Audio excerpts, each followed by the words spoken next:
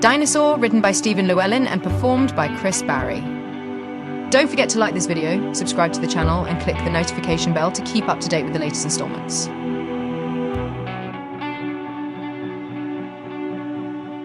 8 vehicles worked the defensive ramparts. 2 30-ton excavators were assigned to manufacturing Pod 4's vehicle pool, and both were outside moving huge bucketfuls of earth around and dumping it into 2 tipper lorries. Such powerful machines made short work of the movement, their massive, toothed buckets carving up the land like cheesecake in a New York deli. The lorries drove the spoil back inside the earthworks and up the ramps formed at the rear, depositing it on top to be layered and levelled later. A pair of smaller 10-ton excavators worked behind the larger machines, using their spreader buckets to neaten up the sides of the steep-sided ditches in a smoothing, tamping action. At the top of the rampart, 2 comparatively tiny 3-ton machines worked to level the surface before trenching for the timber palisades. The teams split into 2, with 4 machines working each side of the D-shaped rampart, separated by the gap left for the proposed gateway at the centre. They were working well, everyone eager after a frustrating couple of days' inactivity due to, of all things, dinosaurs on the site. Despite the inarguable validity of their work, archaeologists and paleontologists can be the construction workers' worst nightmare. However, the New World digging crews circumnavigated this whole issue, deriving literally massive delays straight from source in the form of living fossils. Glad to recommence work, the only thing the drivers had left to complain about was the lack of any radio stations. Almost 100 million years would pass before commercials gained keyless entry into homes and workplaces, paying their way in with the occasional song. Undistracted, the drivers noticed the smokestack sometime before they were recalled to the ship, watching it steadily approach. At such a distance, it had caused little concern, but orders were orders. Both of the mini-diggers at the top of the banks began their descent, their progress painfully slow, despite the fully ramped and trafficable nature of the enclosure's inner face. The crews manning the larger machines near the stern of the New World also dutifully stopped work and started back towards the pod's main cargo bay. The bow team were a little ahead of schedule and reluctant to lose ground. The 3 remaining drivers took a vote, deciding that another few minutes would enable them to complete their task. This in turn would allow them to relax indoors until the go-ahead was given for work to commence on the palisade. They pressed on, and within a few minutes were indeed finished ahead of schedule, happily bantering across the airwaves and giving themselves a pat on the back for a tidy job. The lorry easily outpaced the excavators, leaving them behind. It soon made its way through the cargo bay doors, huge tyres throwing clumps of mud and soil everywhere. Unfortunately, the tracked machines were still outside the unfinished compound when the ground began to shake. "What did you see, Timmy? You're so brave to have gone out there." Adoration was written all over Clarissa's young face as she gazed up at him. Tim began. Before he could find an appropriate answer, Woodsy butted in. "Oh, yes, please do tell us, Timmy. Please, please," he simpered. "You're my hero, Timmy." "Stop calling me Timmy," Tim snapped crossly.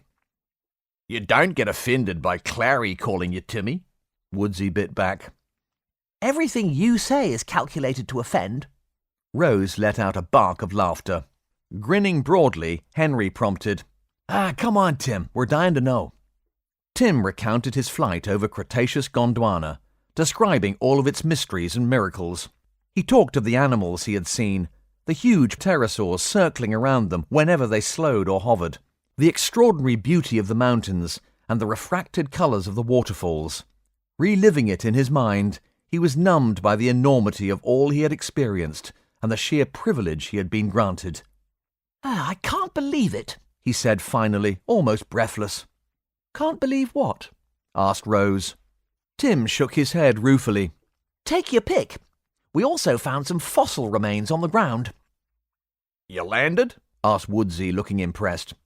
No, we weren't allowed to do that." "You had the captain with you, dude," remarked Woodsy. "Who could have stopped you?" You don't know my mum. The captain promised her we wouldn't set down on the first trip and wisely kept his word." "What were the fossils?" asked Henry. Tim looked uncomfortable. "I can't tell you, sorry." "What?" the other teenagers chorused. "I'm sorry, really." Trying to wave down their annoyance, he explained, "I was in a secret council meeting. I can't tell anybody about it." You're having a giraffe, mate. We're not just anybody," Woodsy blurted. "I'm sorry. I've been placed in a position of trust and I'm not going to let the captain down," Tim replied seriously. "Wow," exclaimed Clarissa in hushed tones, completely awestruck. "Aw, come on," tried Woodsy again. "Look," said Tim, "Lieutenant Singh is going to prepare the footage we recorded for a public viewing tomorrow evening. It's going to be awesome. The captain will tell everybody what we found, and if he decides to make it common knowledge, then I'll answer any questions you have. Deal?" "Deal," the four thoroughly disappointed teenagers replied lifelessly. "Well, the least you can do is get around 'em, Timmy," chided Woodsy. "Will you stop the Timmy thing?"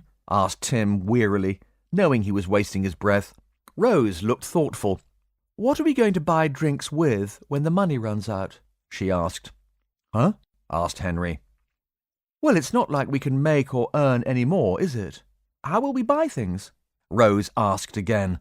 Tim looked impressed. "You know what, Rose? That's very perceptive, that is. I don't know. Never even thought about it, to be honest." "Your dad's minted, though, isn't he?" Woodsy asked Rose. "It'll be a while before you run out of mints, surely." "We were—" She stopped speaking, allowing new Rose to take over. "Comfortable," she hedged. Woodsy sniggered at her. "But that was before the disaster and everything. Surely it's all different now," she added, frowning in thought. "Well, isn't it?" "Look, I've already thought about all that and planned for it," Woodsy expounded confidently. "Oh," asked Henry. "What are you going to do for money, then?" "I'm going to rob your dad," laughed the New Zealander. The Sarge saw them coming from his vantage point near the top of the ship and activated his analog radio, shouting into the receiver, "Digger crew, get back to the pod now! Move it!" He stole a quick look through his electro-binoculars. "Your position is about to be overrun. Repeat, you are about to be overrun. Get out of there!" He watched as the diggers became even more jerky and awkward in their movements, which probably meant they were flat out. Unfortunately, this only equated to the speed of a fairly slow jog. Not nearly enough. The clearing where the New World slept suddenly erupted as a terrifying menagerie broiled out of the forest. From the Sarge's bird's-eye perspective, it bore all the chaos and madness of an early mosh pit, but there were no friendly faces or helping hands to pick up the fallen from this dance. The downed stayed down, and the crushed remained crushed.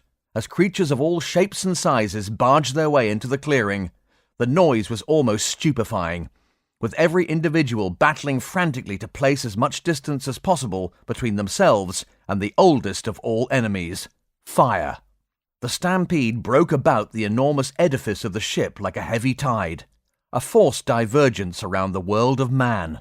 This changed landscape saw the unlucky cast into the new ditch or crushed blindly against its rampart. Fortunately for mankind, the construction teams had just about done enough. Now fully encircled by the surge, their massive earthwork protected the New World from the rush and smash of thousands of tons of terror on the run. Although the rampart held, the ditch below it writhed with bodies, all attempting to scramble back out at any cost. The tide had stalled. Any animals that made it around the ship now faced a new challenge. Despite taking their ease for the last day or so, the Maposaurus pack had become increasingly agitated as they too scented smoke. The Sarge's radio crackled to life. "Sarge, this is Natalie. They're moving, all of them." He had taken the earlier precaution of tasking Dr. Pearson with keeping vigil their side of the ship for this very reason, while he watched over the digger crews working his side. The veteran soldier intended to be ready, just in case they were forced to display the better part of valor, and in a hurry. He had been right. "Oh, Turkish delight," Jackson spat vehemently. He toggled the talkback switch. Understood. Sarge out. The Maposaurs were a marauding pack of killers, no doubt, but scavenging was also well within their scope. The indiscriminate, mostly accidental killing taking place all around sent them into a blood frenzy. It was Mappy Hour. These terrible, beautiful, incredible creatures belonged to the family of carnivorous dinosaurs known as Carcharodontosaurs. The Latin name Carcharodontosaurus literally meaning shark-toothed lizard, and almost too good for metaphor, the sharks were circling today. However, as they fought their way around the obstacle represented by the New World, they encountered threats even to their majesty. The first was the deadly crush which took the lives of 3 of their number. The second was a rival pack of Giganotosaurus, flushed out of their own territory by fire and set on a collision course. They converged exactly where the hapless digger drivers attempted their escape. Giganotosaurus was a larger cousin of the deadly Maposaurus. Ideally, they would have avoided one another where at all possible, hunting separate domains to circumvent the sort of injuries which might result from a direct confrontation. However, as the digger drivers caught up in the melee were becoming all too aware, this day was not shaping up ideally for anybody. Terror drove the men almost out of their minds, whereas the wall of flesh, teeth, and claws pursuing them was fueled by it. A demonic horde on the trail of 2 interloping apes, lost in a past they barely understood. Battered and shaken, they gambled everything on a final, valiant effort, all the while praying not to be overturned. Though their machines moved with excruciating slowness, the world outside seemed to leap, lunge, and scream by the driver's windows as if on fast forward. As the tractors rattled and juddered over rough ground, and even a few bodies, the drivers were able to summon the last of their wits to spin their cabs through 180 degrees. Although still at a crawl, travelling in reverse made sense, enabling them to face both the onslaught and raise their huge buckets as deadly defensive weapons. Just in front, and feeling like a man making harbour in a storm, the driver of the smaller excavator eventually pierced the incomplete gateway. He was now inside the ramparts and reaching for the safety of the cargo bay. The new earth walls were being tested, but so far they stood resolute, deflecting the stampede around him and the entire New World in waves. The operator of the larger machine found himself in a less favourable circumstance. Bringing up the rear, he trundled over the massively oversized causeway created to carry plant across the ditch and into the enclosure. Eventually, this earthen bridge would be narrowed and the sides battered, to prevent slippage and create a more defensible entrance. But the builders had simply not been granted the time necessary to undertake this stage of construction yet. In its current state, almost 15 metres wide, and with naturally sloping edges, the planned defensible causeway actually provided the ideal platform for an assault on the gateway. A batter is a backward-leaning slope created to retain a bank, or in this case, the sides of an earthen bridge. However, almost 100 million years into the future, the word battered will become more commonly associated with fish and chips. Giganotosaurus and Maposaurus, masters of their respective domains, faced off like warring clans at the gates to the New World. With each adult averaging between 12 and 15 metres in length, they completely straddled the land bridge behind the plodding earth mover and covered quite a sizable area around it. The gently inclined edges offered no protection at all from the sides. Carnivorous theropod dinosaurs were in no way subtle. They filled up their space, and at that moment, the stranded machine operator began to feel them filling up his too. Some of the most dangerous animals the world has ever bred faced this last man in the middle. He faced his death. A giant yellow earth mover on a bridge, travelling more slowly than any other object within theatre, was more than a little disadvantaged in terms of camouflage. So, there was nothing for it but to keep moving and hope their cousin's reunion remained more distracting than his retreat. Without armaments, his chances of surviving the serrated savagery of those jaws were slim, especially en masse. Assuming he made it as far as the gateway, he could only trust that in the end, his 30-tonner might just prove the last word in blunt instruments. Both packs needed to defend the area from their competition. Even in the throes of terror, the stampede attempted to avoid the impending bloodbath, causing an outgoing compression wave. The general chaos escalated still further as a large group of enormous sauropod dinosaurs finally caught up with the retreat and began shoving into the herd from the rear. Their strategy of hiding among the crowd was deeply flawed, about as successful as a man trying to hide in a puddle. But the forces they brought to bear were unstoppable. It was the worst possible moment for a clash to break out between the giant carnivores, and the ensuing violence shocked the driver to his core. His predicament made all the worse by the realization that if he drove his machine all the way through the gateway, the battle would spill into their new enclosure. He stopped his tracks in their tracks, at the halfway point, blocking the entrance between the two ramparts. It was all he could do. Out of options now, he made a stand. Terrified and alone, he truly saw death at work, praying fervently that this metaphor would not soon appear directly under his name, in his obituary. His only solace was the fact that his colleague would now reach the safety of the ship, thanks to the blocked entrance he now provided. The wholesale slaughter distracted most of the predators away from the petrified driver.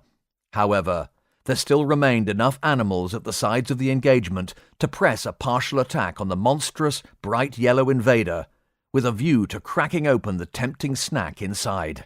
Massive bodies flung one another against walls of the gateway. As he swung the bucket threateningly, the man couldn't help noticing that the edges were beginning to crumble in some areas, despite their 20-meter depth. The killers came on. Sandwiched between rough earthen walls of his own making, the man felt like a quarry in his own quarry. But he couldn't flee. If he moved, others would die. His body shook uncontrollably as courage alone fought the overpowering impulse to get out of his cab and run like hell. The Sarge reached for his comm, once more opening a channel to the captain. Douglas here. The captain was back on his bridge and in his command chair. Sir, we've got a man in serious trouble out there. One excavator didn't make it back. He's trying to hold the gateway, fighting the dinosaurs off with the digger's bucket. It's bizarre. Those monsters are fighting a war, and that poor sod's right in the middle of it. But the commander ordered them in several minutes ago. The astonishment in Douglas's voice rang clear, even through the comm. And most of them did as they were told, Captain, but for a couple of stragglers, clever Herberts, who thought they knew better. The lucky one of the two is just entering the airlock now. Sir, can you send Lieutenant Singh out in the shuttle? Maybe he can buzz the animals, using the noise of the jets to back them off, like you suggested earlier. A short moment passed as the Sarge waited for a response. He's on his way, Sarge. Good thinking. I hope he's in time to help. Can you order a team to watch the skies when the shuttle bay doors open, please? We've got enough trouble by all accounts without having the ship invaded. They're already en route, sir. I took the initiative. Glad you did, Sarge. Captain Gleason stood with Major White at the threshold of the cargo bay's main vehicular hatch watching the horror show. Each was armed with a Heath Rifleson and a bandolier of dingo wingers. A few smaller animals milled about the compound, having slipped in, more by accident than judgment, before the gateway was blocked by the excavators. None of them appeared threatening. Rather, they looked lost, wandering along the base of the rampart searching for a way out. The driver of the smaller digger had just achieved the relative safety of the cargo bay. He was clearly terrified, possibly even in shock, but White barked orders at him, showing no mercy. Crank this goddamn thing back around and guard the door, he bellowed at the shell-shocked driver. When he didn't respond, the Major grabbed the man's shirt, shaking him. You've already caused enough trouble, mister, so help now, do it! White jumped down from the machine, allowing the traumatized driver to maneuver into a defensive position, at least partially blocking the bay doors. The 10-ton excavator now faced forwards, with its backfill blade on the deck for added stability, and its 2-meter-wide spreading bucket raised high to meet any possible challenge. Although the spreader had no teeth, the awesome hydraulic strength of the machine still made it a brutal bludgeoner, and the leading edge a lethal cutter. White returned to Gleason. Ready to play hero again, Elvis? He shouted above the din. Gleason wore his most sarcastic expression. "Aha!" he answered simply. The giant toothed bucket of the 30-tonner swung across the mouth of the ramparts in graceful arcs as the arm hinged and straightened, pushed and twisted, craning in a fashion almost as bird-like as the dinosaurs themselves. Defending the bottleneck of the gateway, it put Gleason in mind of an avenging swan from hell. The two soldiers shook hands and, steeling themselves, ran towards the fray. The animals attacked the digger completely without fear, but quickly learned respect after a few sideswipes sent them tumbling. A full-grown Giganotosaurus slipped under the arm of the machine, making a beeline for the driver. But one devastating drop of the massive bucket, made deadlier still by gravity, cut the creature almost completely in two. Blood and entrails sprayed all across the gateway and the excavator, the sudden splatter entirely blocking the driver's view. The cab's windscreen wiper activated automatically, and there was a surreal moment where the driver's 3-cubic-meter one-man universe was filled by the sound of an electric pump delivering washer fluid. However, claret curtains soon parted to reveal a killing corridor, where monsters, driven berserk by the stench of gore, indulged a savage, wide-eyed bloodlust. 2 Maposaurs remained within the pinch point between the ramparts. As one, they secured the corpse of the Giganotosaurus with a taloned hind foot, while chomping huge mouthfuls of flesh. Snouts livid red, teeth clogged with shredded meat, dripping with nameless fluids and mucus, they shared the unexpected repast for a moment only before turning on each other. The machine operator watched in horrified fascination. Clearly the pack's allegiance during the hunt shifted with the wind, possibly breaking down entirely after the kill. A behavior equating to little more than guidelines, it seemed.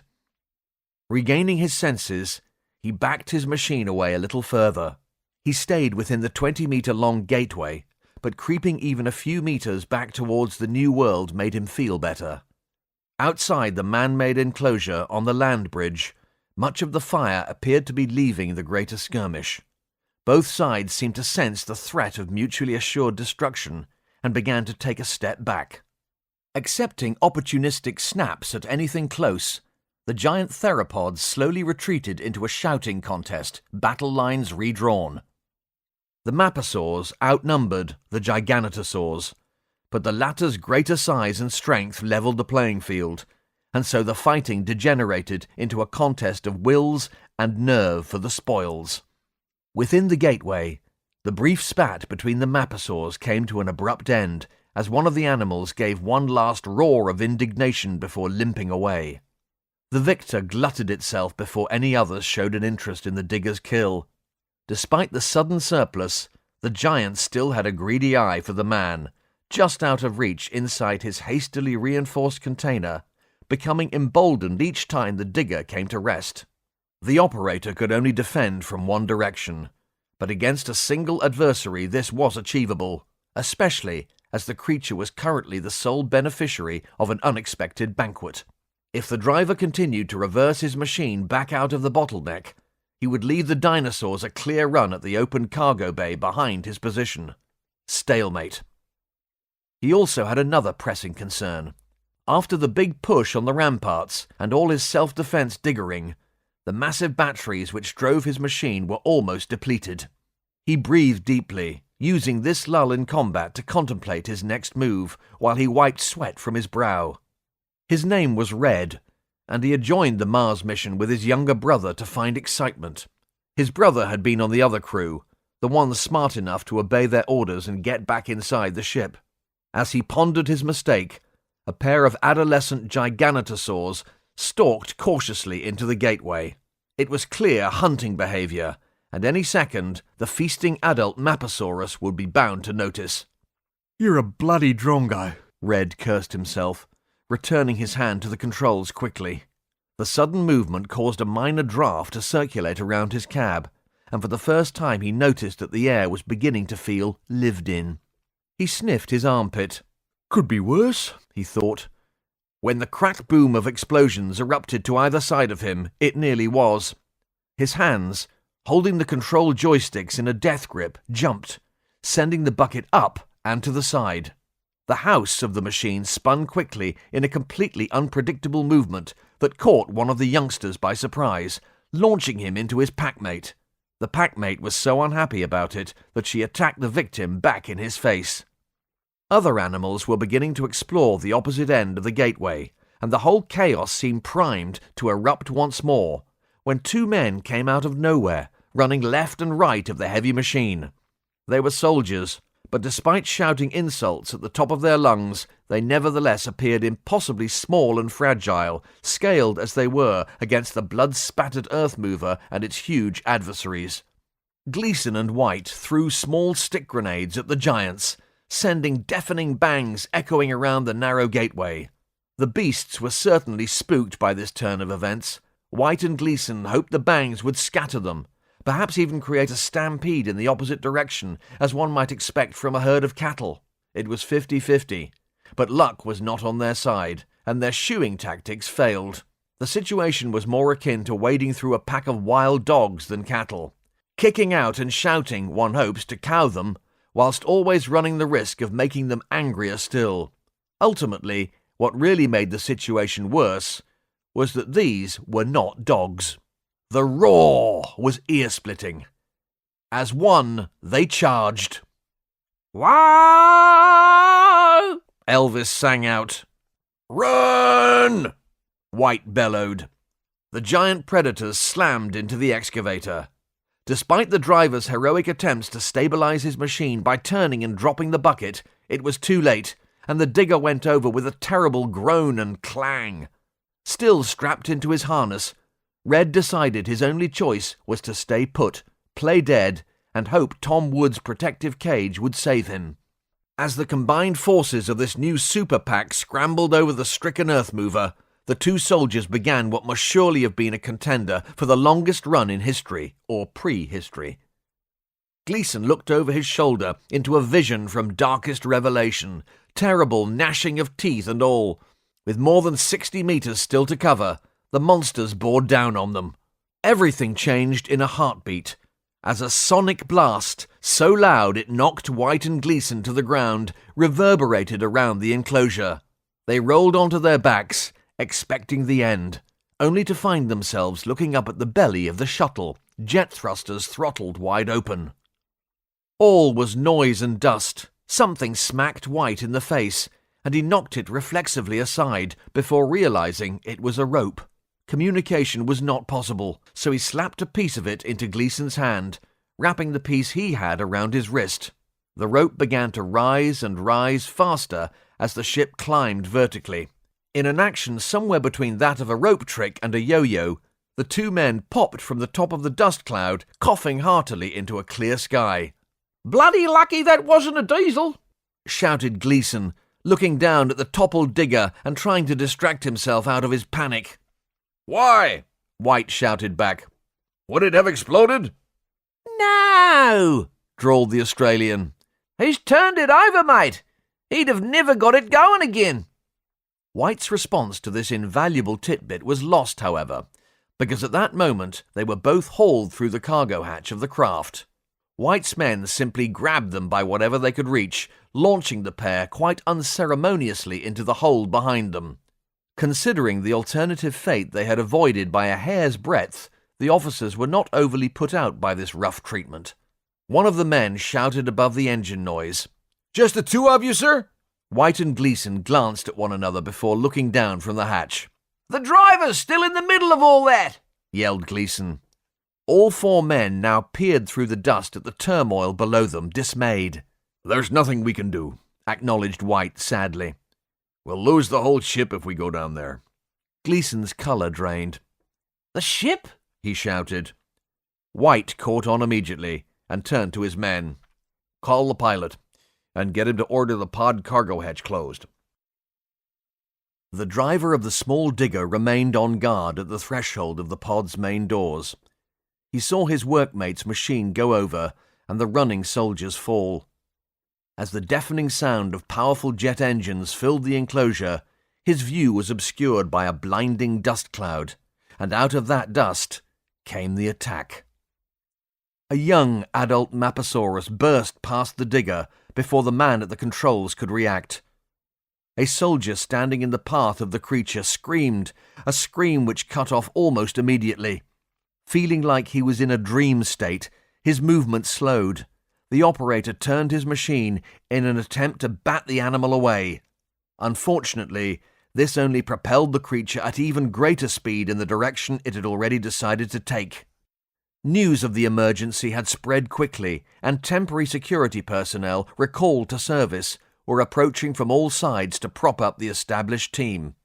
These men and women plunged into the fray with stun rifles or anything they could lay their hands on, hoping to bring the dinosaur down. Unfortunately, the sudden influx of people meant their weapons could only be used at low power, causing no more than minor irritation to the giant in their midst. The whole hangar was in chaos, which only served to feed the fear and therefore the aggression of the beast. Corporal Thomas had been standing just inside the outer hatch next to the smaller excavator when the animal tore past, forcing him to dive out of the way. Now back on his feet, he could see other carnivores skirmishing still near the edges of the compound outside. They were getting accustomed to the noise of the shuttle's engines. He prayed the distraction would hold a little longer as he shouted for the digger driver to creep his machine back over the threshold and retreat inside. The pair of young giganotosaurs skirted the fracas, still working in tandem. Corporal Thomas spotted them at once. They moved more purposefully than the other animals out there and seemed to have already shaken off any surprise caused by the noisy jet engines. Probably no more than 3 years old and barely half grown, they were already the weight of bull elephants, and they were fast. More than that, they were heading his way. They locked eyes on the soldier and charged immediately. "Oh, crap! Jonesy, close the outer hatch! Close it now!" he bellowed urgently. Luckily, Private Jones was attentive to his post at the cargo bay door controls, despite his near brush with the huge Maposaurus which raged past him just seconds before. The hatch sealed with a teeth-jarring clang. The echo ran loudly around the vehicular airlock, but it was hardly the note of safety Corporal Thomas had been hoping for. They now had a much larger predatory dinosaur trapped in the ship with them. He ushered the machine operator back towards the inner hatch. Already rolling, the driver rotated the house of the excavator once more to face the latest threat. Inside the cargo bay, the Maposaurus was also spinning around, furiously, taunted by little creatures it didn't recognize or understand. Its senses were bombarded with strange, unnatural sights, smells, and sounds. Although enormous, the animal was also afraid and knew only one way to express its distress. It lunged. Although surrounded by a ring of antagonists, they were mere mouthfuls. It would require at least 5 of them to provide a decent meal. However, this time, the lethal jaws snapped on nothing but air. Its 5 a day would have to wait. The people encircling the dinosaur were also afraid and had frustrations of their own. They could harass and confuse, but no one dared risk hitting one of their fellows with 500,000 volts. Their continuous feints with low-power stun bolts merely compounded the animal's growing fear of entrapment, with each taunt and trick adding to its ferocity. When the digger hove into view, the beast recognized a worthy opponent at last. Lowering its head, it charged. The resulting clash was almost fantastic. 1,000,000 to 1 chance impossible to repeat. As the creature leapt, the driver was just able to rotate the house of the machine in sync with the movement. Bringing the boom and dipper around in a graceful arc, with sublime timing and almost surreal gentleness, he deposited the enraged Maposaurus back into the voluminous airlock from which it had sprinted just moments before.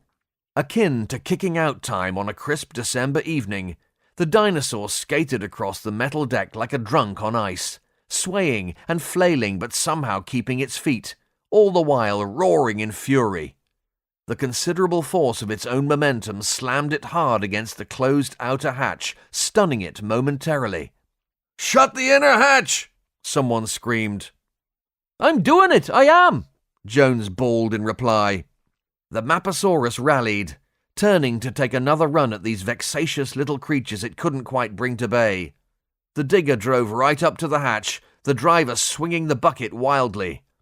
The threat kept the animal back, its head bobbing and tail swishing angrily, looking for an opening. But the doors were closing. Its roar of frustration was deafening within the enclosed space when, with a final resounding clang, the hatch sealed and all fell still.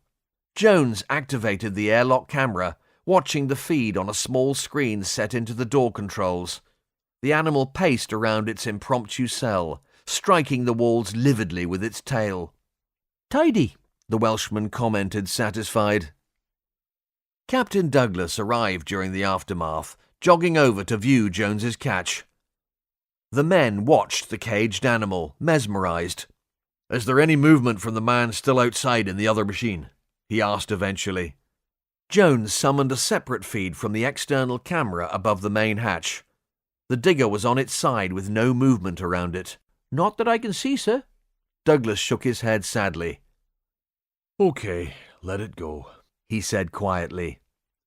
Jones opened the outer hatch, and the dinosaur ran towards freedom, still roaring defiance. Singh hovered above what now looked very much like a war zone. White and Gleason joined him on the shuttle's small bridge. As the dust began to clear, they saw the animal burst from the pod cargo bay, retracing its steps to the enclosure's gateway. From there, it ran to find its family. No longer a monster, just a frightened animal seeking the comfort of its kin. The maposaurs and giganotosaurs were now separated by several hundred meters. As that distance increased, they wound down the ostentation of their aggressive display proportionally. The conflict had reduced both sides, and many of the survivors were visibly wounded. Within moments they had disappeared from the clearing altogether, once again in pursuit of the migrants from the fire. But both sides the poorer for their exchange. Each pack instinctively chose a different route, thus completing the inevitable cycle of diplomacy, war, diplomacy.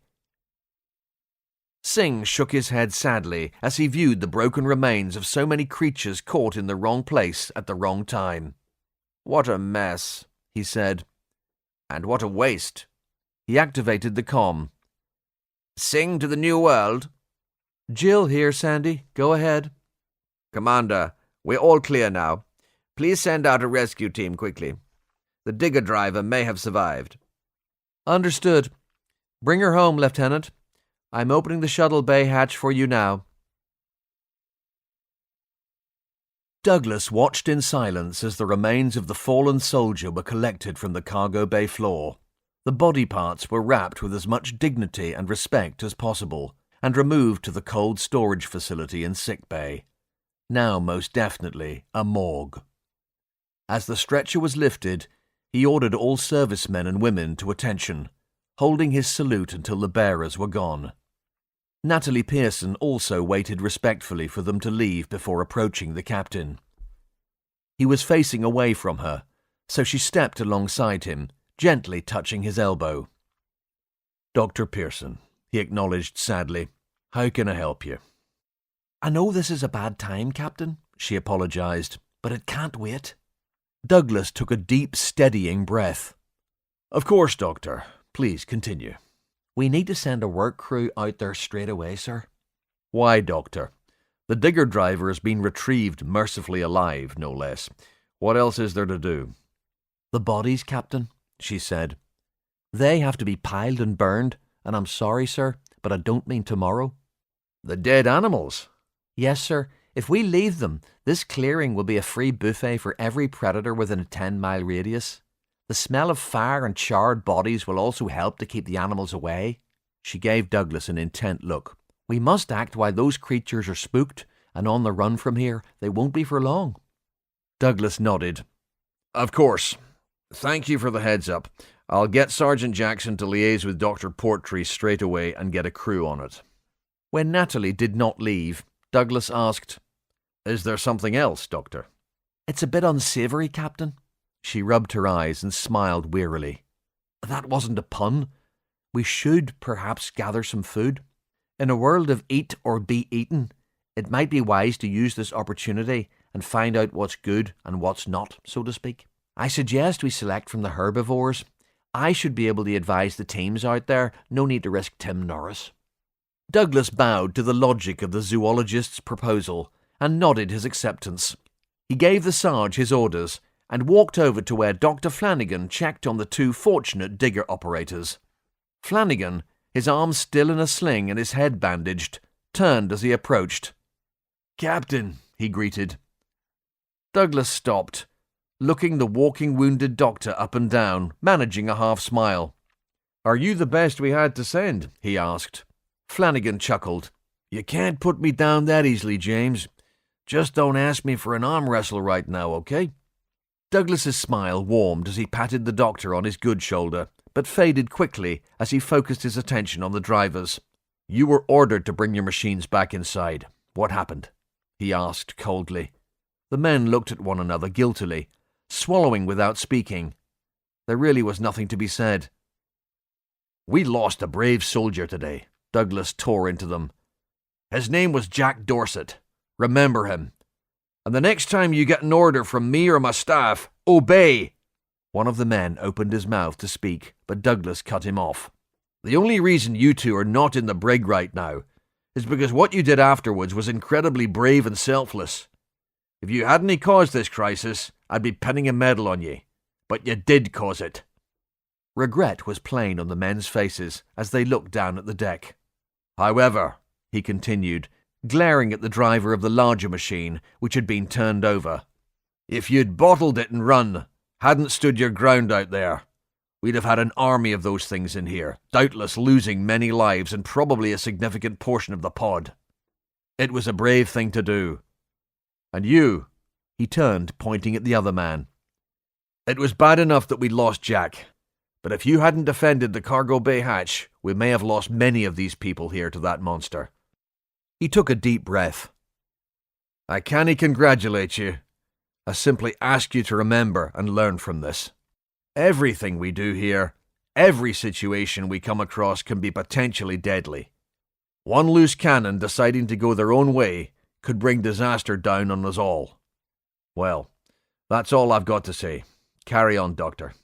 He nodded to Flanagan and strode away to check on the clear-up operation. Dinosaur, written by Stephen Llewelyn and performed by Chris Barrie. New installments uploaded each week. Subscribe for more. Visit the link in the description for free New World companion stories, available for download as ebooks.